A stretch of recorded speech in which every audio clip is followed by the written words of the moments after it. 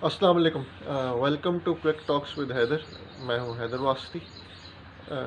जैसे कि आपको पता है कि पाकिस्तान और वेस्ट इंडीज़ का जो दूसरा टेस्ट है वो आजकल चल रहा है वेस्ट इंडीज़ में। और पाकिस्तान जो है वो उसकी फर्स्ट इनिंग्स कंप्लीट हो गई है 212 पे 4 आउट से। आज कल उन्होंने जो है वो इनिंग्स स्टार्ट करनी थी तीसरे दिन। दूसरा दिन जो है वो वॉश आउट हो गया था, बारिश की वजह से वेट आउट फील्ड हो गई थी। आज भी जो है अपना जो कल का जो दिन है डे 3 वो भी लेट ही स्टार्ट हुआ, वेट आउट फील्ड थी, इसकी वजह से स्टार्ट लेट हुआ। फवाद आलम एक बार फिर अपनी सेंचुरी कर बैठे हैं, 5 सेंचुरीज उनकी हो गई हैं। और 5 सेंचुरीज और 1 50, यानी कि जब से वो आया है आप कह लें कि 550-600 रन तो उसने कर लिया ये 6 मैचों में। तो मुझे तो समझ नहीं लगती यार कि इनके 11 साल फवाद साहब के कौन वापस करेगा। और उसके खेलने का स्टाइल मुझे, अगर आपको याद हो, शिवराज चंद्र पॉल भी जिस तरह वो स्टार्ट लेता है और फिर आगे आता है विकेट के ऊपर, उसी तरह शिवराज चंद्र पॉल भी वही करता था। और ये वो मुझे शिवराज चंद्र पॉल याद आ जाता है अपने बचपन का, उसकी बैटिंग देखते हुए। वो भी पहले वो पूरी विकेट छोड़ के ऐसे होता था, वो टांगें खोल लेता था, टांगें खोल के फिर बैट उसका यूँ होता था ऐसे, और फिर विकेट जैसी बॉल जो है वो ठप्पा खाती थी विकेट के ऊपर आ जाता था। तो उसकी टेक्निक जो है उस पर पता नहीं क्या लोगों को, सिलेक्शन कमेटीज़ को, इस कमेटी को तो आप नहीं कुछ कह सकते क्योंकि ये तो आई नहीं है, इसको तो मुश्किल से साल भी नहीं हुआ।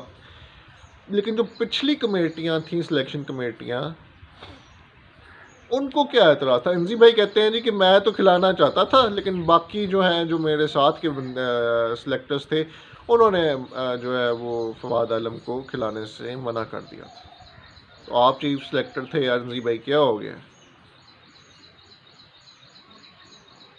इंजी भाई चीफ सिलेक्टर है 2-2.5 साल, और फरमा रहा है जी कि बाकी जो सिलेक्टर्स हैं वो, भाई एक आप हाईएस्ट पोस्ट पे बैठे हुए हो और कह रहे हो जी कि वो बाकी सिलेक्टरों ने मना कर दिया था।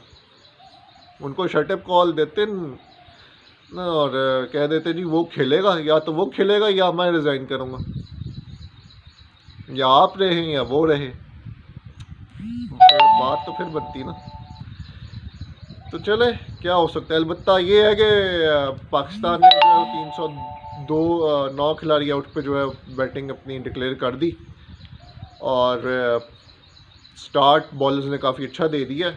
मेरी उम्मीद तो मुझे थी कि 4 विकेटें ले जाएंगे, लेकिन 3 भी आ गई हैं हिस्से में, काफ़ी ठीक है, कोई इतनी बुरी बात, कोई इतनी बुरी परफॉर्मेंस नहीं है। लेकिन 38 फॉर 3 काफ़ी अच्छा। ये है कि आज जैसी दिन स्टार्ट होता है, पहला सेशन तो ज़ाहिर है इम्पॉर्टेंट होगा, पहला घंटा डेढ़, इसमें अगर 3-4 विकेटें भी जो है वो 150 के अंदर अंदर ले जाते हैं तो आराम से पाकिस्तान के हाथ में है मैच।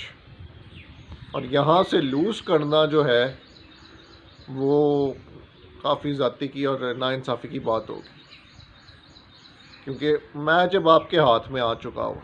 38 फॉर 3 है, 278 की अभी भी लीड है पाकिस्तान की। तो 150-200 अपना फॉलो ऑन करने के लिए जो है, उससे बचने के लिए जो है वो 203 रन करने, 203 कह रहा हूँ, 200। हाँ, लेकिन ये है कि 100 रन तो हो ही जाएगा, इतना ही तो नहीं है, लेकिन चले 150 की तो लीड ले ही लेगा पाकिस्तान आराम से। तो 150 की लीड ले, 100 रन 100-150 रन ऊपर करे, 300 रन करके कह दे जी आप आएँ, और आखिरी दिन फुड़का के रख दे। और उसके अलावा एहसान मानी साहब की आज फाइनल फेयरवेल मीटिंग है खान साहब के साथ, और अपनी 3 साल कारकर्दगी जो है उन्होंने उनके साथ डिस्कस करनी है, वो बतानी है उनको कि उन्होंने उनके होते हुए क्या क्या पीसीबी में और पाकिस्तान क्रिकेट में होता रहा। और इमरान खान साहब जो है माइंड तो अपना वो सेट कर चुके हैं, वो आपको ही पता, वो एक जगह पे जब उनका दिमाग सेट हो जाए उसके बाद वो अपने दिमाग ही की सुनते हैं और किसी की वो सुनते ही नहीं। करनी उन्होंने अपनी, सुनेंगे सबकी, करेंगे अपनी।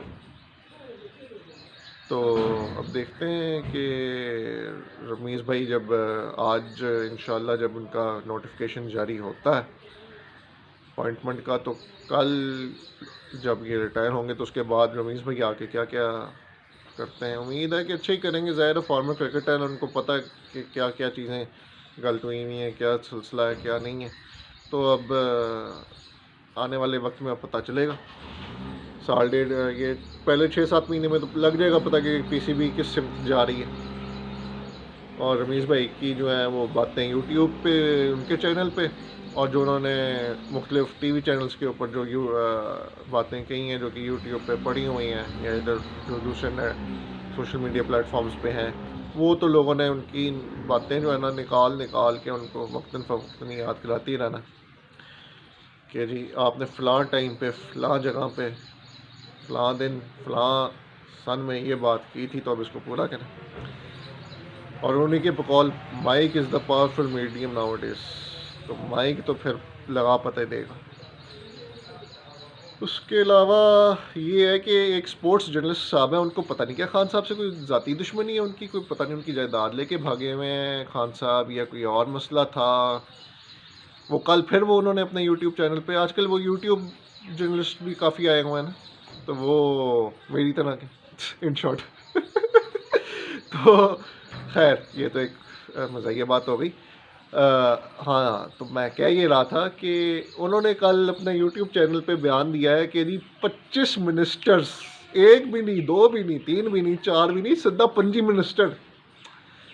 मिनिस्टर जेड़े ने वो जाके ते खान साहब नूं मिले ने, ते खान साहब नूं उन्होंने किया है कि भाईजान अपनी हरकतां दुरुस्त कर लो, पीसीबी नूं सही कर लो, क्रिकेट ਨੂੰ ਸਹੀ ਕਰ ਲਓ, और स्पोर्ट्स ਦਾ ਤੇ ਬੇੜਾ ਗਰਕ ਹੋਈ ਹੈ, ਲੇਕਿਨ ਕ੍ਰਿਕਟ ਤੇ ਤੁਹਾਡਾ ਹੀ ਆਪਣਾ ਖੇਲ ਹੈ, ਤੈਨੂੰ ਹੀ ਠੀਕ ਕਰਕੇ ਚਲੇ ਜਾਓ, ਕੋਈ ਆਮ ਦੀ ਦੁਆਵਾਂ ਹੀ ਲੈ ਲਓ, ਤੁਸੀਂ ਤੇ ਰਹਿਣਾ ਨਹੀਂ ਹੈ, ਅਸੀਂ ਤੇ ਅਗਲੀ ਟਰਮ 'ਚ ਫਿਰ ਜਾਣਾ ਹੈ, ਅਗਲੀ ਟਰਮ ਤੋਂ ਪਹਿਲੇ ਆਵਾਮ ਦੇ ਕੋਲ ਸਾਨੂੰ ਤੇ ਮੂੰਹ ਦਿਖਾਣਾ ਪਏਗਾ, ਤੁਸੀਂ ਤੇ ਪਤਾ ਨਹੀਂ ਰਹਿਣਾ ਕਿ ਭਾਈ ਜਾਨ ਉਹ 50 ਸਾਲ ਤੋਂ ਇੱਥੇ ਹੀ ਹੈ ਬੰਦਾ, ਹਲੇ ਤੇ ਕਰਤੇ ਹੋ ਗਿਆ ਨਹੀਂ ਕਿਧਰੇ, ਤੇ ਨਾ ਉਹਨੇ ਜਾਣਾ ਹੈ, ਉਹਨੇ ਰਹਿਣਾ है इधर ही, ये आसमान पार के रहना है या बनी गाला रहना है।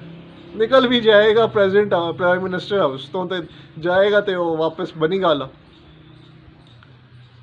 तो थोड़ा जो है ना जरा अगर 25 मिनिस्टर मिल भी आए ने उन्होंने, तो उन्होंने का नाम तो दस दो भाई कौन गया सी, किस टाइम गया सी। अच्छा ਇਹ ਗੱਲ ਤੁਸੀਂ कह रहे हो कल ਜਦੋਂ रमीज़ साहब की अपॉइंटमेंट पक्की हो गई है कि जी उन्होंने खबर पक्की हो गई है उन्होंने कि जी रमीज़ साहब ने चेयरमैन पीसीबी बनना ही बनना। फ्राइडे नूं खबर आ गई सी राती, तो भाई जान तुसी मिनिस्टर तो पिछले हफ्ते तुसी कह रहे सी कि जी पिछले हफ्ते मिलन गए ने प्राइम मिनिस्टर इमरान खान तो खबर आप दे रहे हैं ये कल हफ्ता पहले वाली, तो कहा कि आप स्पोर्ट्स जर्नलिस्ट हो यार, उसी वक्त देते ना खबर, नाम ले अब 25 मिनिस्टर के, कौन है वो 25 मिनिस्टर्स, नहीं लेंगे, लेंगे तो खुद ही फंसेंगे। चले ओके, कल इंशाल्लाह आपसे फिर मुलाकात होती है। पाकिस्तान जिंदाबाद, अपना ख़ास ख्याल रखिए, इस चैनल का भी। अल्लाह हाफ़िज़।